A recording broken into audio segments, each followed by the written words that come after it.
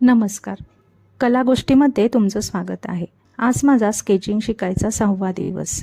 मी steel लाईफची practice केली आज. मागील काही दिवस गोलाकार शेप्स आणि फ्रूट्स काढल्यामुळे मला तो पार्ट अवघड नाही वाटला, पण वाज करताना मात्र थोडे कष्ट करावे लागले. रेफरन्स इमेजमध्ये वाज स्टीलचा होता, म्हणून शेडिंग बरोबरच थोडं लाईट रिफ्लेक्शनसुद्धा दाखवावं लागलं.